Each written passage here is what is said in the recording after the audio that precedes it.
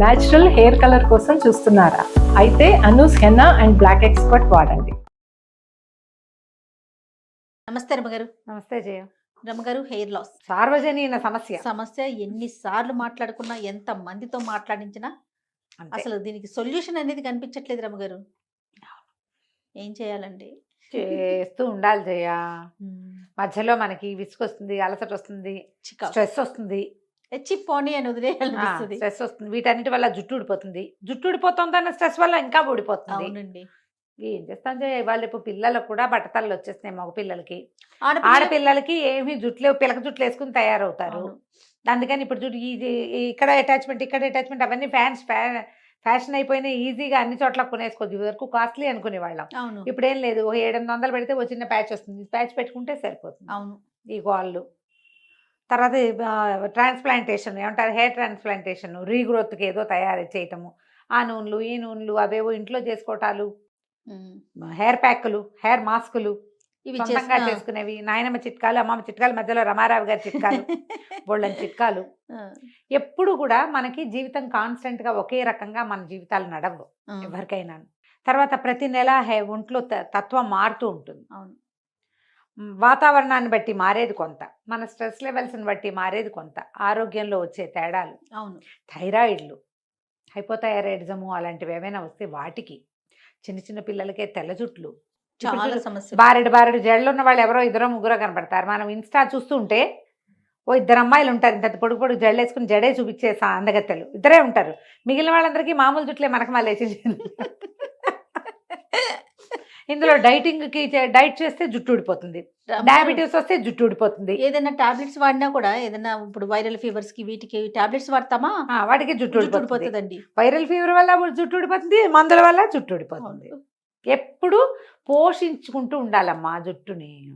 4 సార్లు చేస్తాం రమ్మగారు, 5ఓసారి విసుగు వచ్చేస్తుందండి. విసుగొస్తుంది. ఏం పోషించాలి చెప్పండి, రమారవి గారి చిట్కాలు చెప్పండి మాకు. మొదటి రోజు నుంచి ఎప్పుడు కూడా నూనె దువ్వటము, ఎక్సర్సైజ్, అది నరిష్మెంట్. శరీరానికి అదే కదా కావాలి చేయ.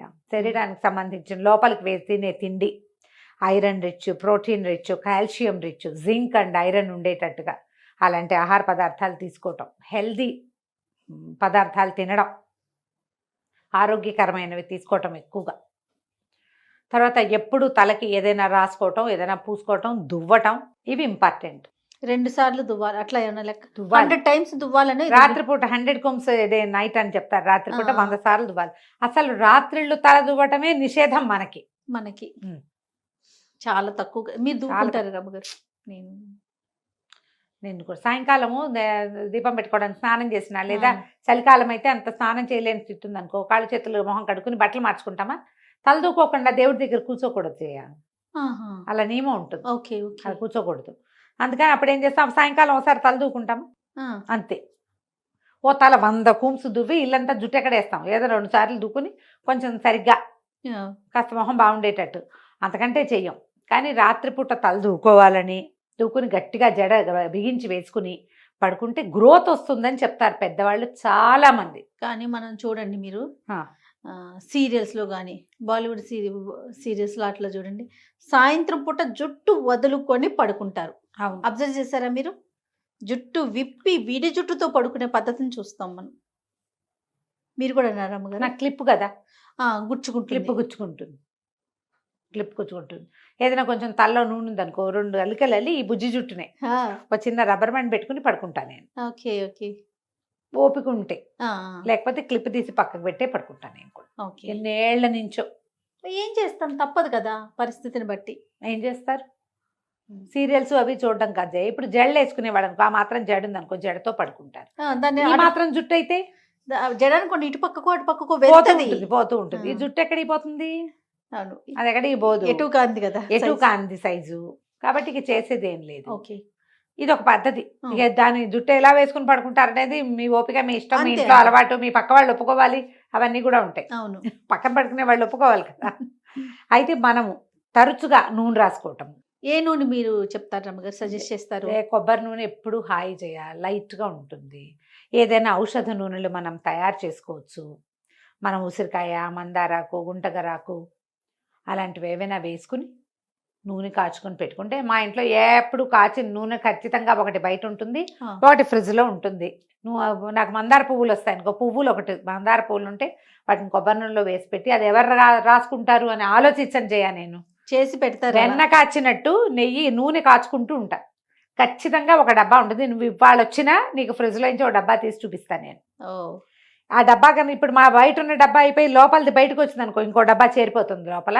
ఎవరైనా వస్తే పిల్లలకి ఇస్తాను నూనెలు, మా అన్నయ్య కోడళ్ళకి కానీ, మా అక్కయ్యలు మనవరాళ్ళకి కానీ, నాతో మా ఇంట్లో మా లావి పిల్లకి కానీ ఎవరో ఒకళ్ళకి ఒక సీసా ఇస్తా. కొబ్బరి నూనె, కొంచెం నువ్వుల నూనె, కొంచెం ఆముదం వేస్తాను. అంత డబ్బా కనీసం. టపర్ వేరు ఇట్లా ఇంత 200 గ్రాముల డబ్బాలు ఉంటాయి, 2 డబ్బాలు ఉన్నాయి. ఏమేమి వేస్తారు అమ్మగారు? మందార పువ్వులు, మందార పువ్వులు, ఉసిరికాయలు, గుంటకరాకు నాకు కుండీలో ఒక 4 మొక్కలైనా ఉంటూ ఉంటాయి. కొన్ని గుంటకరాకులు వేస్తాను, కాస్త మందారాకులు వేసుకోవచ్చు. మన మెంతులు వేస్తాను. ఇంకోటి ఉంది కదా నల్లవి ఆనియన్ సీడ్స్ అంటారు వాటిని, కలోంజి. అవి వేస్తే నూనె డార్క్గా వస్తుంది, ముదురు రంగులో వస్తుంది. అవి వేస్తా, అవి కాచి పెడుతూ ఉంటాను. నాకు ఆ పని ఇష్టం. పైగా మందార పువ్వులు పోతున్నాయి అనిపిస్తుంది. ఆ పువ్వులు ఎండబెట్టి పొడి చేసే సత్తువు లేదు నాకు. నూనెలో పడితే దాయిగా నోరు మూసి కూర్చుంటుంది దాని దారినది. అలా ఏదైనా ఒక నూనె మీకు నచ్చింది, కొబ్బరి నూనె, నువ్వుల నూనె. ఈ నూనెలతో ఏంటంటే కంటిన్యూస్గా నూనెతోటే ఉండలేకపోతాం. అవును.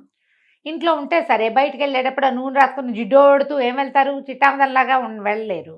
ఇది ఒక ప్రాబ్లం. మనం తలంటి పోసుకునేటప్పుడు పొద్దునేనో ముందు రోజు సాయంత్రమో కొంచెం ఆముదం వెచ్చబెట్టి పట్టించుకోండి తలకి.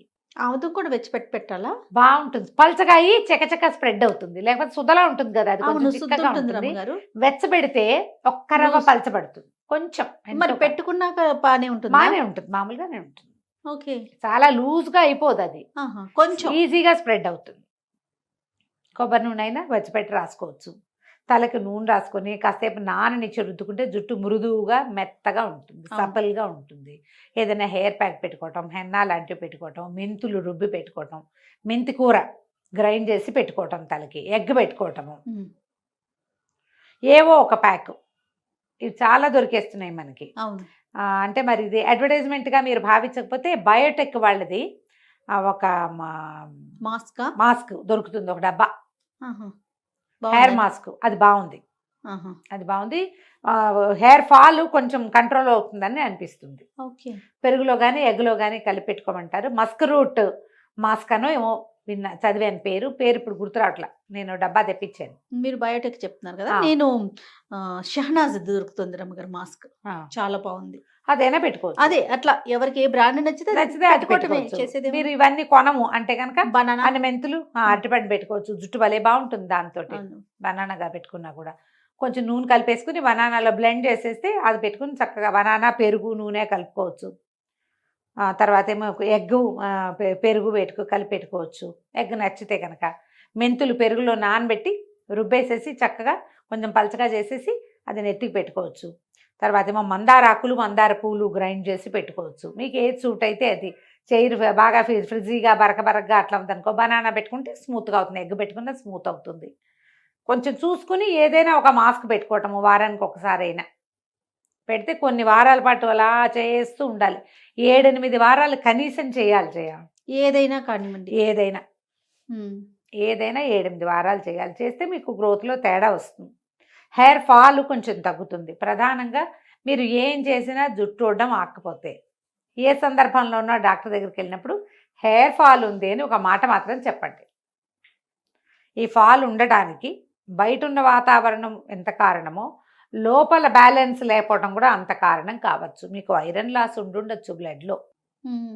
ఐరన్ లాస్ ఉంటే, ఐరన్ లేకపోతే జుట్టు ఊడిపోతుంది. మనకు తెలియదు కదా. ఏ కంప్లీట్ బ్లడ్ పిక్చర్ చేసినప్పుడు దానికి అనుగుణంగా ఏదైనా సొంతంగా వాడుకునే ప్రయత్నాలు చేయొద్దు. కానీ డాక్టర్ దగ్గరికి కనుక ఏ సందర్భంలో అయినా వెళ్తే ఈ హెయిర్ లాస్ మాట చెప్పండి.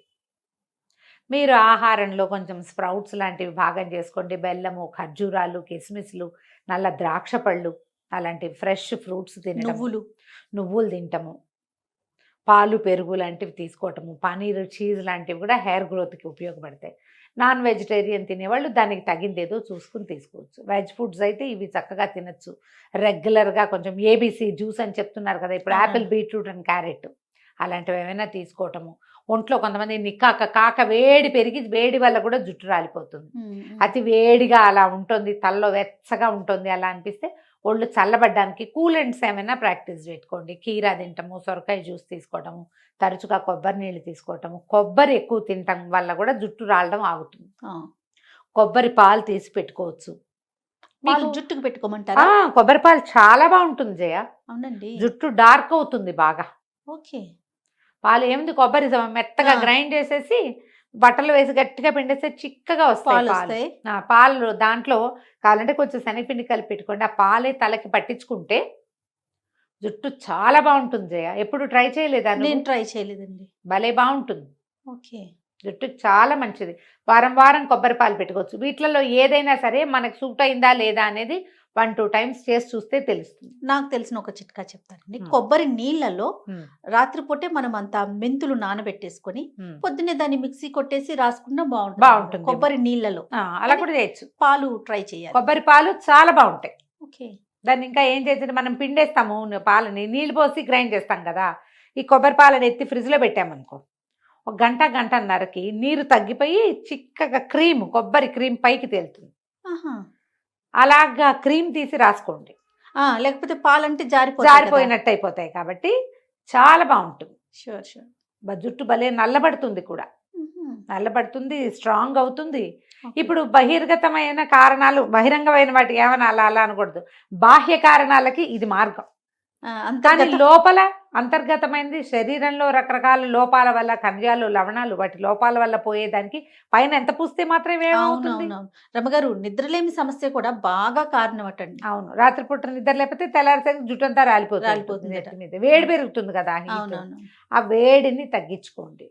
ఆలోచించండి, మనకి దేని వల్ల ఊడిపోతుంది. ఆలోచనలు కూడా కారణం అంటారు అమ్మగారు. నేను ఎందుకు చెప్తున్నాను తెలిసి, ఈ 2 పాయింట్లు మొన్న డాక్టర్ గారి దగ్గరికి వెళ్ళినప్పుడు, బాగా ఆలోచిస్తున్నావా, ఏంటి చేయ నిద్రపోవట్లేదు, జుట్టు ఊడిపోతుందండి అంటేను సరిగ్గా ప్రాపర్ గా నిద్రపోవట్లేదా, ఏదైతే ఎక్కువ ఆలోచిస్తున్నారు, ఏదో ఈ రెండిట్లో ఏదో ఉంది. ఫుడ్ అంటే ఆటోమేటిక్ గా కొంచెం మంచి ఫుడ్ తీసుకుంటాం కాబట్టి అని అడిగారు అనమాట. అది కూడా స్ట్రెస్ ఎక్కువైతే ఊడిపోతుంది కదా. అతి ఆలోచనలు, అతి టెన్షన్, అమిత భయాలు, వాటి వల్ల కూడా ఊడిపోతుంది. మీ బయట ఉన్న కారణాలను సెట్ చేసుకోండి. లోపల ఉన్న కారణాలకి వేరే ఇది ఆలోచించుకోండి.